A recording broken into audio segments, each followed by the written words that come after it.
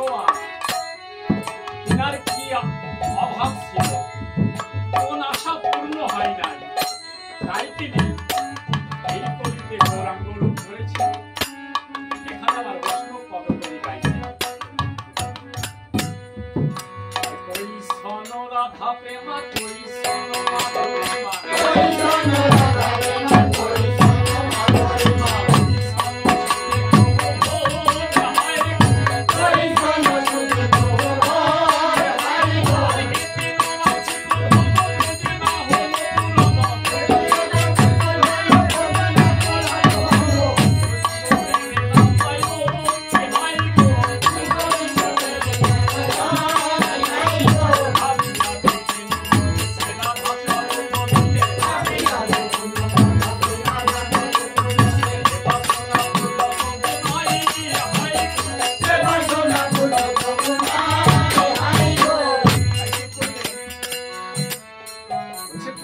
রাধা প্রেমা কইসন মাধব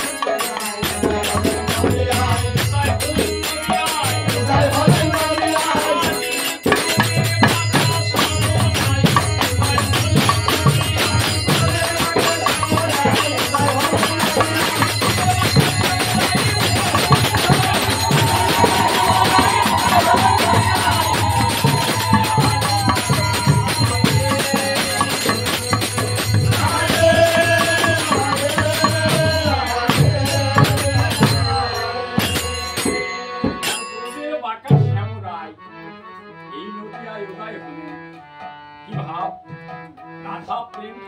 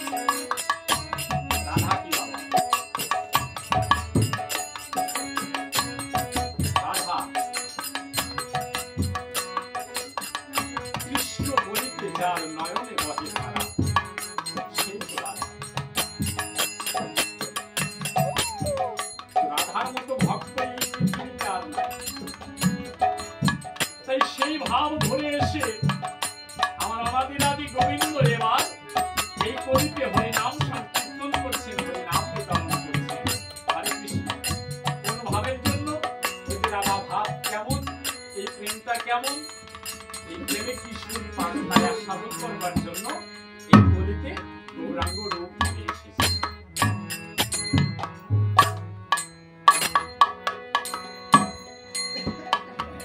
আর শ্রী নন্দের নন্দন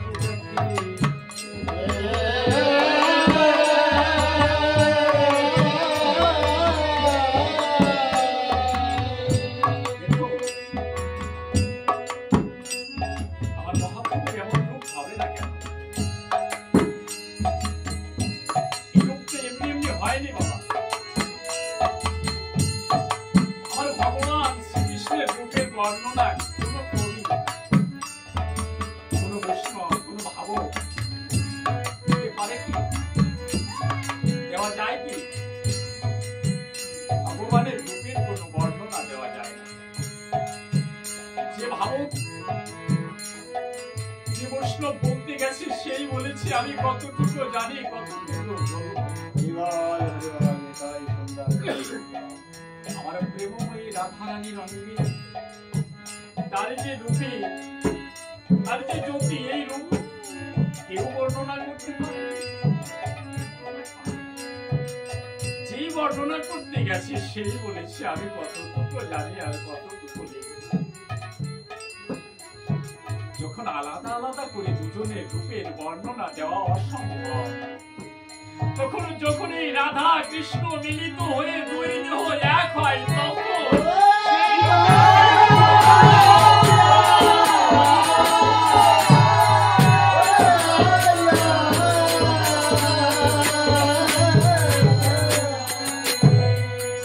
এমন রূপের বর্ণনা কি দেওয়া যায়? দেওয়া যায়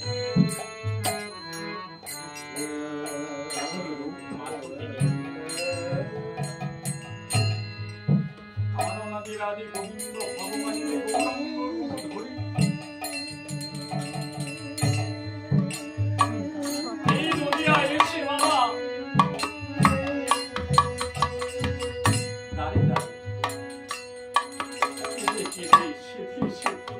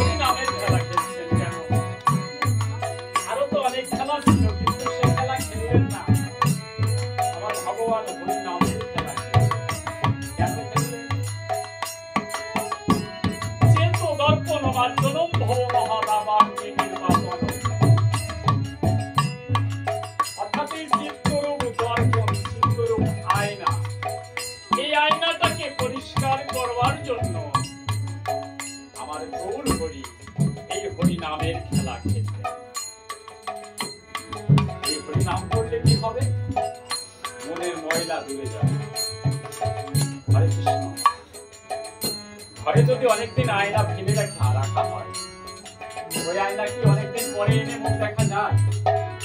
যায় না। কেন কি হয়? ওর উপরে ধুলো ময়লা পড়ে মুখ দেখার মতো পরিবেশ থাকে না। তাহলে ওই আয়নাটাকে কি করতে হবে? পরিষ্কার করতে হবে। জল দিয়ে ধুয়ে ফেলতে হবে, না হলে সুন্দর কাপড় দিয়ে পরিষ্কার কাপড় দিয়ে মুছে দিতে হবে। তারপরেই না মুখ দেখা যাবে, তার আগে কিন্তু দেখা যাবে। তিনি যে আমাদের হৃদয়ের যে আয়না। আপনারা সাধুগুরু বৈষ্ণব, আপনাদের চিত্তরূপ আয়না হয়তো চকচক আছে, হয়তো সেই হৃদয় আয়নায় আপনারা গোবিন্দকে দেখতে পারেন, কিন্তু আমার মতো মুড়ো হতভাগ্য পাপী আমার হৃদয়েরও আয়না এমন ময়লা জমেছে ভগবান।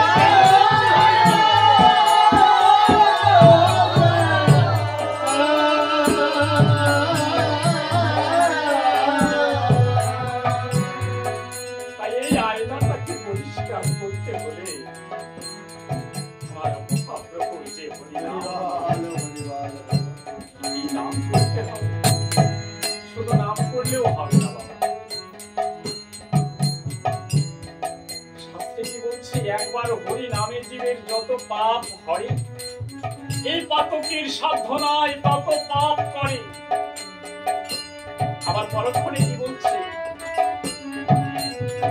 এত কৃষ্ণ নাম জীব লয় বহুবার, তথাপি না হয় প্রেম নামে অশ্রুভা। বুঝিবে সেই হৃদয়ে পাপ আছাড়ে প্রচুর, কৃষ্ণ প্রেম বীজ তাতে না হয় অঙ্কুর।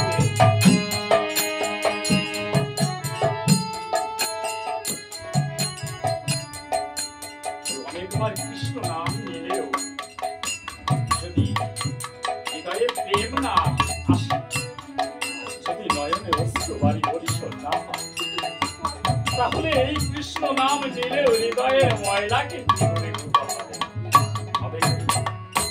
দেখো, আমরা গ্রামে গ্রামে নাম যজ্ঞ করছি না, তারপরে কি আমরা সবাই উদ্ধার হয়ে গেছি? আমরা কি সব ভগবানের চরণে সমর্পণ করতে পেরেছি? পারি নাই। কেন? আমাদের মনে ভিতরে অহংকার, গর্ব, দম্ভ, আমরা গোবিন্দ চরণে মন সমর্পণ করতে পারি। আমরা প্রতি বছরই তো গঙ্গা স্নান করতে যাই, একবার গঙ্গা স্নান করলে সব পাপ ধুয়ে যায়। বছর বছর কিন্তু গঙ্গা স্নান করে আসি, আমার পাপ তাহলে তো আর থাকা কথা না, থাকা কথা। কিন্তু বাবা আমি গঙ্গা স্নান করে উঠে পাপ কুড়াতে কুড়াতে বাড়ি আসি, তাহলে গঙ্গা স্নান করা আমার কোনো মানে হলো? তাহলে কৃষ্ণ নাম করতে হবে, কিন্তু নামে প্রেম থাকতে হবে, নয়নে অশ্রু বাড়ি বরিষ্ঠ হতে হবে, তা না হলে হবে। আমরা ভগবান গৌর হরি যেমন করে কেঁদে কেঁদে সেদে সেদে কলির জীবের হৃদয়ে নাম মিলিয়েছে, আর এই জীবকে বলেছে তোমরা একটিবার আসো আমার সঙ্গে, এমনি করে হরি নামের খেলায়।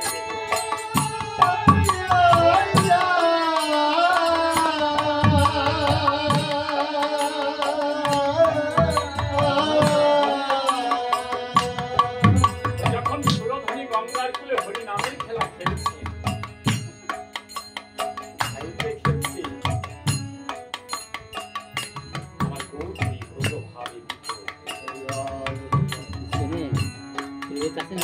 प्लेट আছে নাকি প্লেট পিছনে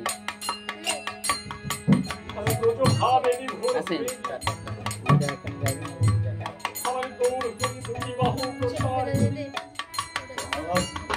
রাধে কৃপা করো, রাধে দয়া করো বলে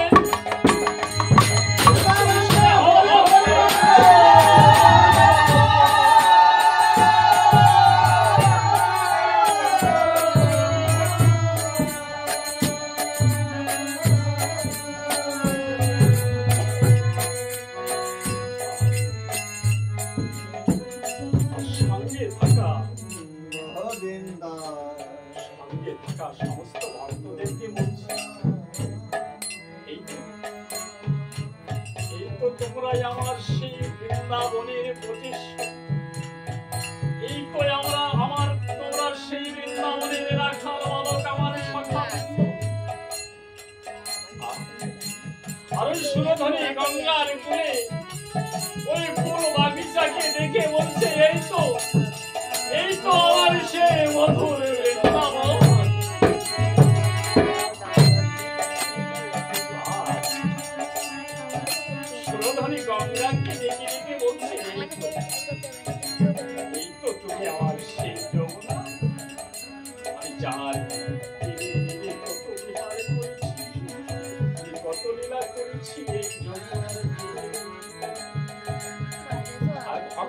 বলছে?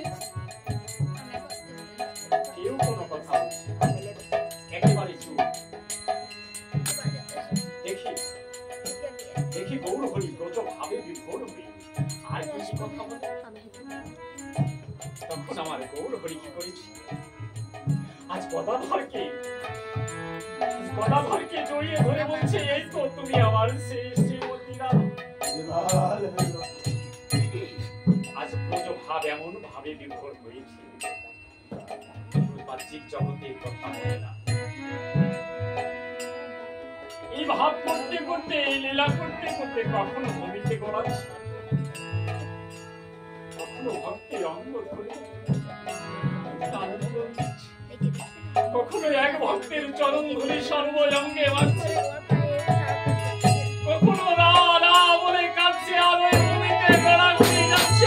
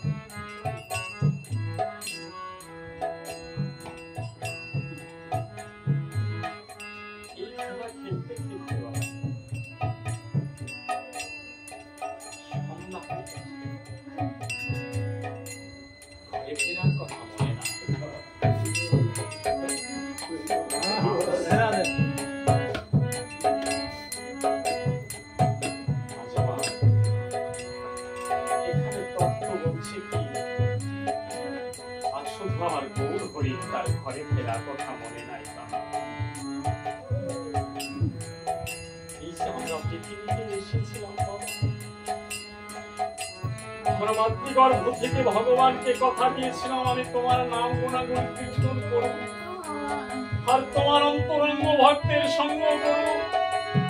কিন্তু মায়ার কবলে পড়ে মায়ার খেলা খেলতে খেলতে আমরা ভগবানকে দিয়ে আসা কথা সব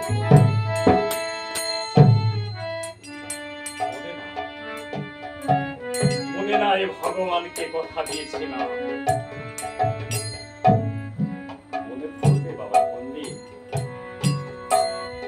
যেদিন আমার মুখে দাঁত থাকবে, যেদিন আমি কৃষ্ণ কৃষ্ণ বলে গাইতে পারব, যেদিন আমার এই দুটি বাহু দ্বারা আমি দুটো তুলসী পত্র চয়ন করে আমার গোবিন্দের চরণে অর্পণ